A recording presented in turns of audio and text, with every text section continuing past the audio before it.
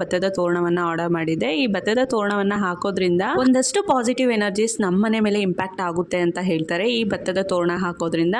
So ಇದು ಎಷ್ಟರ ಮಟ್ಟಿಗೆ ನಿಜಾನೋ ಸುಳ್ಳೋ ಅಂತ ನನಗಂತೂ ಗೊತ್ತಿಲ್ಲ. ಆದರೆ ಈಗ ಟ್ರೆಂಡಿಂಗಲ್ಲಿರೋದಂದರೆ ಈ ಭತ್ತದ ತೋರಣ. ನನಗೂ ಕೂಡ ಎಲ್ಲೋ ಒಂದು ಕಡೆ ನಮ್ಮ ಮನೆ ಬಾಗಿಲಿಗೆ ಈ ಭತ್ತದ ತೋರಣ ಹಾಕಬೇಕು ಅಂತ ಸುಮಾರು ದಿನದಿಂದ ಅನ್ಕೊಳ್ತಿದ್ದೆ. ಹಾಗಾಗಿ ಮೇನ್ ಡೋರ್ಗೆ ಹಾಕೋಣ ಅಂತ ಹೇಳಿ ನಾನು ಆರ್ಡರ್ ಮಾಡಿದ್ದೆ. ಪ್ಯಾಕಿಂಗ್ ಮಾತ್ರ ತುಂಬಾ ಚೆನ್ನಾಗಿ ಮಾಡಿದ್ರು.